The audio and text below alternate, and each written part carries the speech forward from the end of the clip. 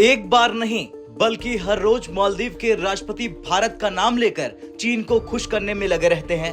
दरअसल चीन के साथ हुए सैन्य समझौते के बीच मालदीव के राष्ट्रपति मोहम्मद मुइज्जू ने एक बार फिर से बड़ा बयान दिया।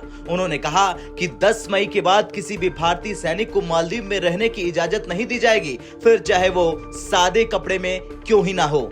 मुइज्जू ने कहा कि उनकी सरकार मालदीव से भारतीय सैनिकों को बाहर करने में सफल रही है। जो लोग अफवाह फैला रहे हैं वे स्थिति को और गड़बड़ करने की कोशिश कर रहे हैं। ये लोग अफवाह फैला रहे हैं कि भारतीय सेना मालदीव से नहीं जा रही और भारतीय सैनिक सादे कपड़े पहनकर वापस लौट रहे हैं। हमें इस तरह की बातों पर विश्वास नहीं करना चाहिए जो संदेह पैदा करे। 10 मई के बाद किसी भी भारतीय सैनिक को मालदीव नहीं आने दिया जाएगा, ना ही सैन्य वर्दी में और ना ही सादे कपड़ों में। भारतीय सेना मालदीव में नहीं रहेगी, फिर चाहे उन्हें कोई भी वर्दी पहननी हो। मैं ये आत्मविश्वास के साथ कह रहा हूँ।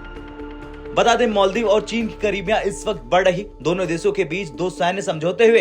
इन समझौतों को इन मुल्कों के द्विपक्षीय संबंधों का न्याय अध्याय बताया जा रहा। रिपोर्ट के मुताबिक चीन ने बिना किसी शर्त के मालदीव को सैन्य सहायता देने का वादा किया। हालांकि ये सैन्य मदद किस तरह की होगी, अभी इसके बारे में अधिक जानकारी सामने नहीं आ पाई, लेकिन दोनों देशों के बीच सैन्य संबंध प्रगाढ़ हुए हैं। इसके अलावा चीन के शोध जहाज शियांग यांग होंग 3 को लेकर भी एक बड़ा समझौता हुआ। ये जहाज हाल ही में मालदीव पहुंचा था। इसे चीन का जासूसी जहाज भी कहा गया। दोनों देशों के बीच हुए इस समझौते से भारतीय सागर क्षेत्र में समुद्री अनुसंधान प्रभावित हो सकता है। हाल ही में पीएम मोदी के लक्षद्वीप दौरे के बाद मालदीव की सरकार के 3 मंत्रियों ने पीएम मोदी के इस दौरे की कुछ तस्वीरों पर आपत्तिजनक टिप्पणी की थी। इसके बाद से ही दोनों देशों के बीच राजनयिक विवाद गहरा गया। मामले पर विवाद बढ़ने के बाद इन तीनों मंत्रियों को तुरंत सस्पेंड कर दिया गया था। दोनों देशों के बीच इस तनाव के बीच मालदीव के राष्ट्रपति मोहम्मद मुइज्जू चीन के 5 दिन के राजकीय दौरे पर चले गए थे। इस दौरे से लौटने के बाद मुइज्जू लगातार भारत पर निशाना साध रहे हैं। खैर, देखना तो ये होगा कि क्या भारत रिप्लाई देगा मालदीव के